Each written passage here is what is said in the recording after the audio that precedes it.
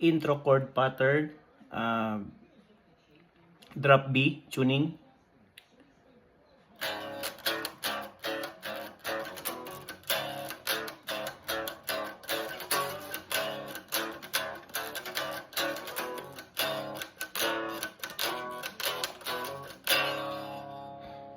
Second guitar, 1 octave higher.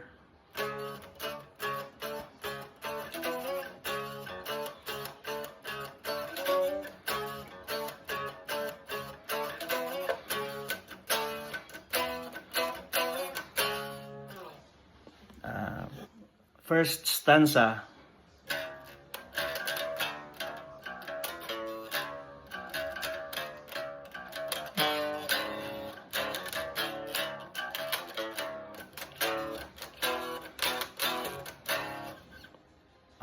Chorus C.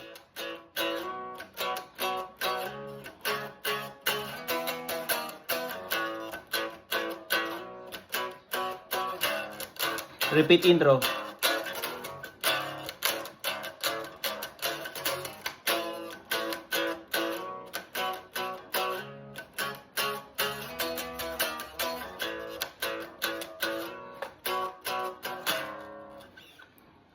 Second guitar or lead guitar.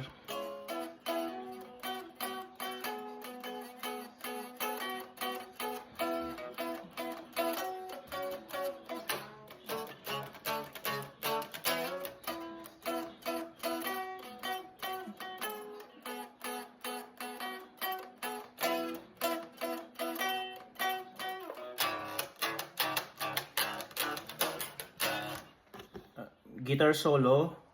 Same chords. Tang tang tang tang tang tang tang tang tang tang tang tang tang tang. Chorus pattern.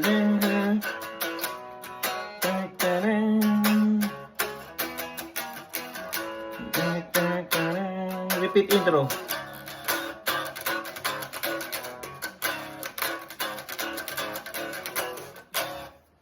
Yun lang. Urot-roon lang nito, Brad. Kapaon na lang nindo ang chord pattern from start to finish. Pareho lang si chord pattern ka to. Bali, duman pa lang sa intro.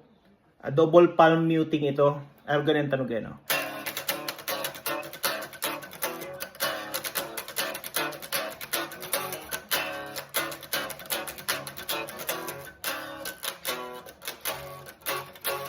Ang apod pa lang kayan, gallop palm muting. Gallop garo kabayo, tigidig arog lang kayan. Ang arog ka to ang gigibonin do sa palm. Tigidig. Yan lang to. Good luck.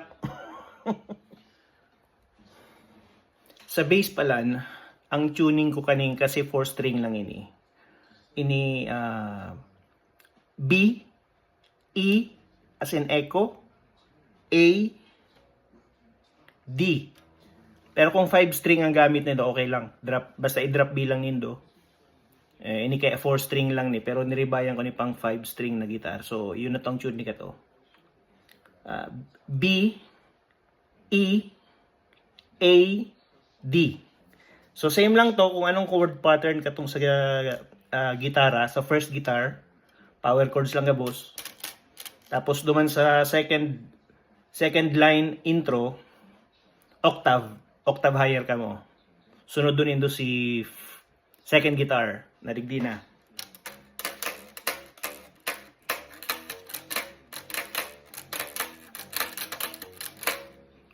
I-rolling bass lang nindo, that means open lang ni pirmi. Habang nag-ascend ka mo, ascending, ang root chord nindo itong B, E chord. Yun lang to.